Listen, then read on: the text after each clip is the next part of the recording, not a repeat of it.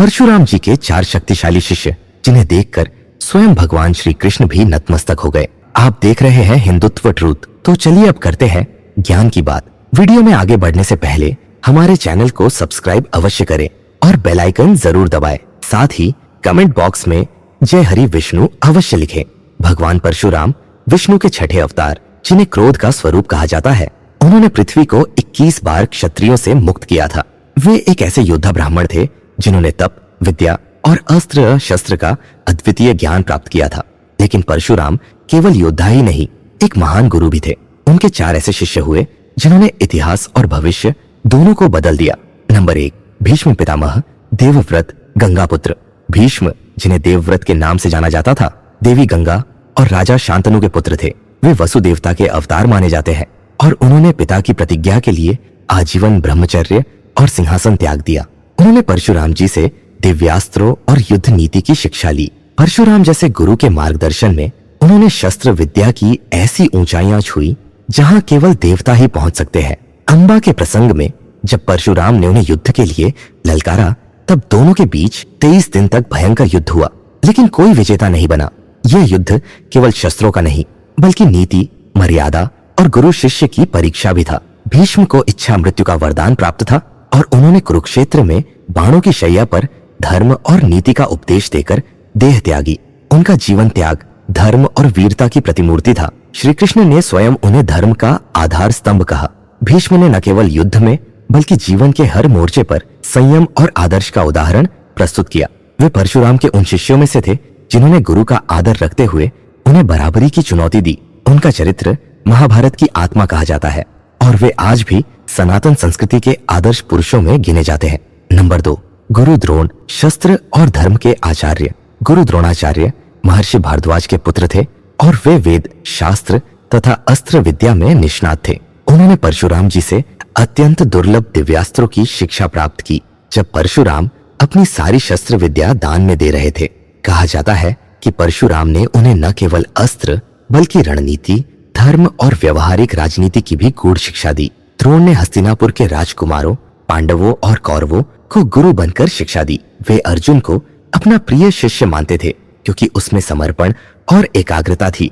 उन्होंने अर्जुन की प्रतिभा को उस स्तर तक पहुंचाया जहां वह इंद्रपुत्र बन सका। द्रुपद से पुराने अपमान का बदला लेने के लिए उन्होंने अर्जुन से उसे बंदी बनवाया, जो गुरु दक्षिणा के रूप में मांगा गया।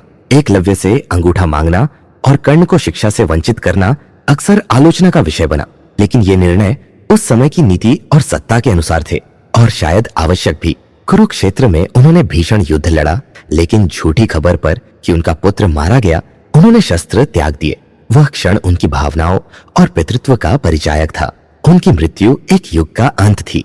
द्रोणाचार्य आज भी गुरु शब्द की सबसे गहरी परिभाषा माने जाते हैं, न केवल शिक्षा में बल्कि जीवन के निर्णयों में भी। नंबर 3, कर्ण, सूर्यपुत्र और दानवीर योद्धा। कर्ण, जिन्हें लोग सूतपुत्र कहकर तिरस्कृत करते रहे, वास्तव में सूर्यदेव और कुंती के पुत्र थे। उनका जीवन संघर्षों से भरा था, लेकिन उन्होंने कभी साहस नहीं छोड़ा। जब किसी ने उन्हें शिक्षा नहीं दी तो वे ब्राह्मण वेश में परशुराम जी के पास पहुंचे और उनसे दिव्यास्त्रों का ज्ञान प्राप्त किया। परशुराम ने उन्हें अपना सर्वश्रेष्ठ ज्ञान दिया, लेकिन जब उन्हें कर्ण की असलियत पता चली तो उन्होंने शाप दिया कि वह युद्ध के समय अपना ज्ञान भूल जाएगा। यह शाप ही उसकी हार का कारण बना और इस अन्याय का बोझ कर्ण ने जीवन भर ढोया। फिर भी उन्होंने कभी परशुराम के प्रति अपमानजनक शब्द नहीं कहे। यही उनके शिष्य धर्म का प्रमाण था।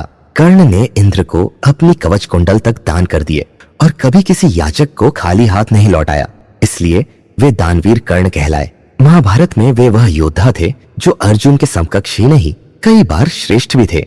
उन्होंने कभी छल का सहारा नहीं लिया, यहाँ तक कि मृत्यु के समय भी अपने वचनों पर अडिग रहे। वे धर्म संकटों में उलझे एक त्रासदीपूर्ण नायक थे। परशुराम के शिष्य ने यह सिद्ध किया कि जाति नहीं, गुण ही व्यक्ति की पहचान है।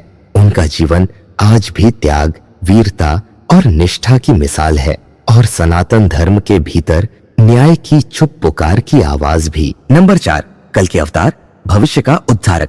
कल की भगवान विष्णु के दशम और अंतिम अवतार होंगे, जो कलयुग के अंत में अधर्म का विनाश करने अवतरित होंगे। जब पाप, अनीति और लोभ अपनी चरम सीमा पर होंगे, तब वे एक दिव्य अश्व, सफेद घोड़े पर सवार होकर हाथ में जाज्वल्यमान तलवार लिए प्रकट होंगे। पुराणों के अनुसार वे शंभल गांव में एक ब्राह्मण कुल में जन्म लेंगे और अपनी युवावस्था में परशुराम जी से अस्त्र शस्त्र, नीति और धर्म की शिक्षा प्राप्त करेंगे। यह गुरु शिष्य संबंध सामान्य नहीं होगा, बल्कि 3 युगों की दिव्य धारा का संगम होगा। परशुराम चिरंजीवी हैं और यही कारण है कि वे भविष्य के इस अवतार के भी गुरु बनेंगे। कल्कि न केवल युद्ध कला में निष्णात होंगे, बल्कि वे तप, संयम और न्याय का जीवंत उदाहरण होंगे। वे सत्य युग की पूर्ण स्थापना करेंगे, जहां धर्म सर्वोच्च होगा और अधर्म को स्थान नहीं मिलेगा। उनका अवतार नाशक नहीं, उद्धारक होगा, जो अधर्म को समूल नष्ट कर संसार में संतुलन लाएगा। वे परशुराम के अंतिम और संभवतः सबसे निर्णायक शिष्य होंगे, जिनके हाथों सृष्टि का चक्र दोबारा शुद्ध होगा। कल्कि का नाम आज भी हर धर्म प्रेमी के हृदय में आशा, न्याय और दिव्यता के प्रतीक के रूप में बसा है। उनका आगमन संपूर्ण सृष्टि के पुनः जागरण का संकेत होगा, एक ऐसे युग का आरंभ जहां फिर से धर्म की विजय होगी। तो यही थे परशुराम जी के वो 4 सबसे शक्तिशाली शिष्य। इनमें से आपको सबसे पसंदीदा शिष्य कौन लगता है? कमेंट बॉक्स में हमें जरूर बताइएगा। और अगर आपको ये वीडियो अच्छी लगी है तो इस वीडियो को लाइक कीजिए, हमारे चैनल को सब्सक्राइब कीजिए और ज्यादा से ज्यादा शेयर भी करिए। तो मिलेंगे अगली बार एक नई खास वीडियो के साथ। तब तक के लिए देखते रहिए हर परत से जुड़े सनातन का सूत्र। यही है हिंदुत्व ट्रूथ।